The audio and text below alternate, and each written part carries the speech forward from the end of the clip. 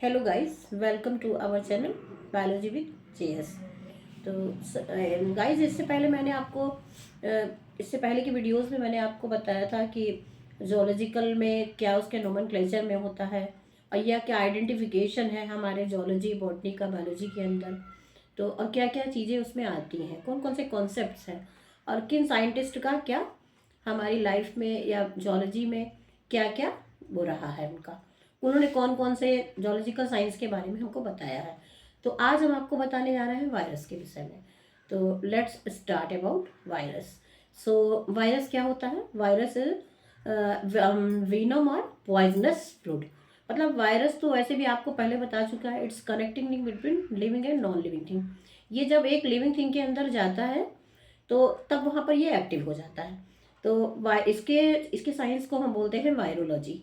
तो 1500 years ago viruses have been identified, मतलब इसका आइडेंटिफिकेशन जो है वो 1500 साल पहले हुआ है। अच्छा, वायरस के अंदर कोई सेल्स नहीं होती हैं। ठीक है, ये क्या है आपको तो मैंने पहले बताया, इट्स अ डेड। तो ये कनेक्टिंग लिंक है केवल लिविंग और नॉन लिविंग के बीच में। तो जब ये वंस इनसाइड ए सेल, जब ये एक सेल के अंदर आता है तो दे मल्टीप्लाइड बाय डुप्लीकेशन।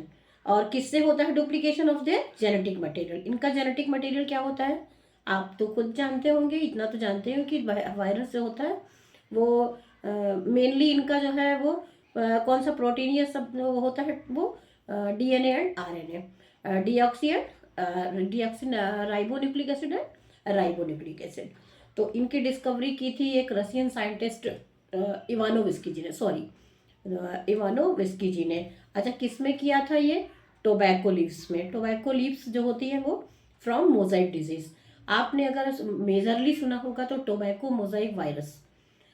ये टोबैको लीव्स जो होती हैं जिनसे लीव्स के अंदर तरह तरह के जो है मतलब थोड़ा कटे फटे टाइप के कुछ स्ट्रक्चर्स दिखते हैं बाहर। तो ये करता कौन है? इसके अंदर जो प्रेजेंट वायरस होता है। तो इससे इसकी डिजीज का नाम इन्होंने इवानोविस्की जी ने टोबैको मोजाइक वायरस दिया था। तो अब इसके बाद इसकी मॉर्फोलॉजी जान लेते हैं कि वायरस की क्या मॉर्फोलॉजी होती है। तो ये इतना इतना टाइनी, इतना सूक्ष्म होता है कि ये स्मॉल मतलब जनरल माइक्रोस्कोप से तो देख पाना बिल्कुल ही असंभव है। It's not visible through small microscope. Only visible होता है किसमें? इलेक्ट्रॉन माइक्रोस्कोप में। क्योंकि इसका साइज वेरिएशन जो होता है वो 250 नैनोमीटर टू 20 नैनोमीटर, ये इसका साइज वेरिएशन होता है। तो अब वायरस की कंसिस्टेंस क्या? All viruses consist of nucleic acid core, जिसको बोलते हैं जीनोम। और इसकी सराउंडिंग्स क्या होती है? एक प्रोटीन के उससे होती है जिसको बोलते हैं कैप्सिड। प्रोटीनियस कोट होती है उसको बोलते हैं कैप्सिड।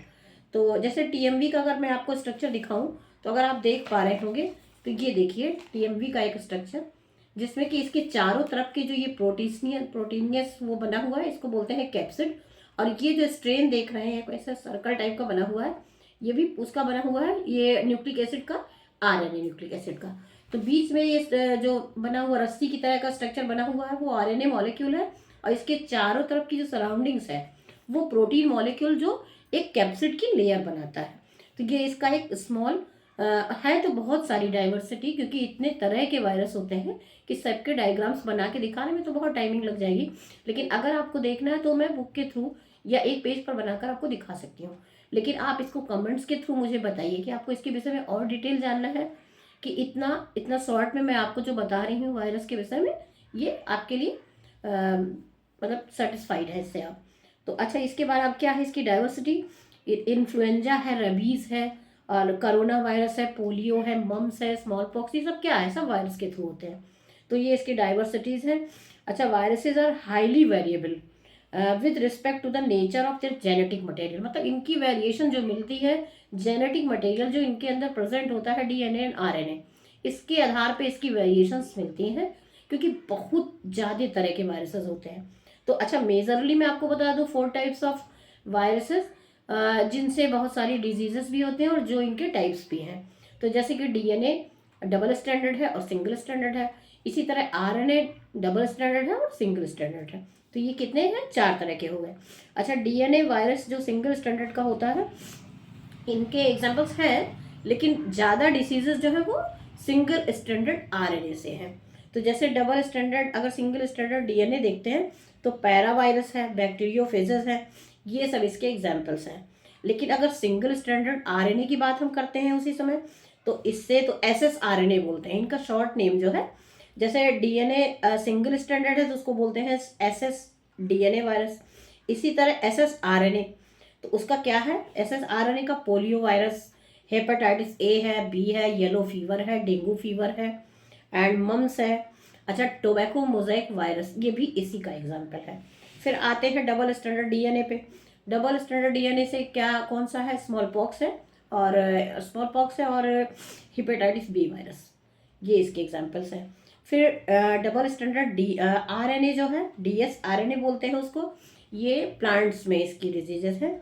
राइस ड्वार्फ वायरस होते तो बहुत टाइप्स के प्लांट्स में भी हैं, पोटैटो है, मतलब जितने भी तरह के वायरसेस लग जाते हैं, पौधों को ख़राब कर देते हैं, वायरस लगने के बाद हो जाने उसके अंदर प्रेजेंट होने से वो डिफरेंट टाइप की डिजीज़ बना देते हैं, और जब डिजीज़ें बना देते हैं तो वो फिर बाहर दिखाई पड़ता है। लेकिन उनकी जानकारी हम ऐसे तो नहीं कर सकते। हाँ, जब हम वायरस को जान जाएंगे कि वायरस क्या है, कि कितनी तरह की डिजीजेस हैं, कौन सी डिजीज इससे हो रही है, इसका क्या नाम है, तो ये डिटेल्स जानकारी जो है, ये तो मैंने आपको एक समरी बनाकर बताया है कि इसकी क्या क्या डिजीज है, क्या टाइप्स है, क्या मॉर्फोलॉजी है इसकी, क्या इसका आइडेंटिफिकेशन है, किस साइंटिस्ट ने इसके बारे में आपको जानकारी दी है।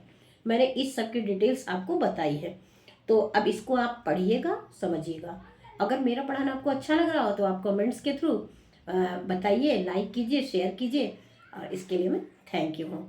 Thank you for your subscription. Thank you.